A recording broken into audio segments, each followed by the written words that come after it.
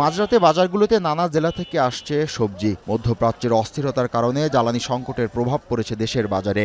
Pump থেকে সময়মতো জ্বালানি সংগ্রহ করতে পারছে না ট্রাক, এতে পথেই নষ্ট হচ্ছে কিছু সবজি। এমন প্রেক্ষাপটে রাজধানীর কাঁচা বাজারে সবজির দাম কিছুটা বাড়তি। পাইকারি দরে ঢেঁড়স ৬০, শিম ৬৫ টাকায় বিক্রি হচ্ছে, পেঁপে বিক্রি হচ্ছে ৮০ টাকায়, পটল ৯০, বেগুন মিলছে ১০০ টাকার মধ্যে। অপরদিকে ভরা মৌসুমেও করলার দর ৮০ থেকে ১০০ টাকা, বরবটি ৬০, মানবেদে লাউ, চিচিঙ্গা, টমেটো মিলছে ৫০ থেকে ৬০ টাকায়।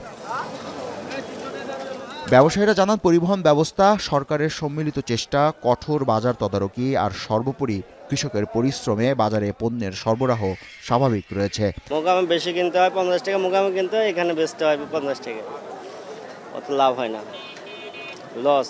আজকে হয়তো একটু সামান্য রেটটা বাড়ছে, 30 টাকা কেজি চলতেছে, 150 টাকা পাল্লা। এক পিস কপি 40 টাকা পাইকারি কিনা, আমাদের 2 টাকা খরচ, 50 টাকা বিক্রি। কিশোরগঞ্জ এলাকায় একটু শিলাবৃষ্টি বেশি হয়েছে, এই সাইডের যে শশাগুলি আসে সাধারণত, যার কারণে শশার দামটা হঠাৎ করে বেড়ে গেছে। আমরা এই যে একটা টিপে আসছি, অনেক দূর থেকে আসছি, আমাদের তেলের অনেক সমস্যা হয়। আসার সময় আমরা অনেকক্ষণ দাঁড়িয়ে আসছি কিন্তু তেল পাই নাই। আসার কথা 1 থেকে 1.5 ঘন্টা, ওই জায়গায় আমার সময় লাগছে আপনার 3 ঘন্টা, মানে জায়গায় জায়গায় সিরিয়াল, তেল লইতে পারি নাই।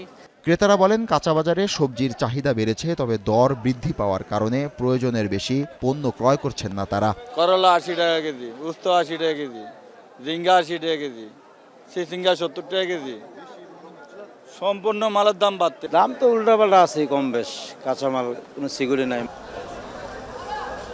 বাজারে সরবরাহে ঘাটতি নেই, কিন্তু ক্রেতা সমাগম কম বলছেন বিক্রেতারা। জাবেদ আব্দুল্লাহ, এখন, ঢাকা।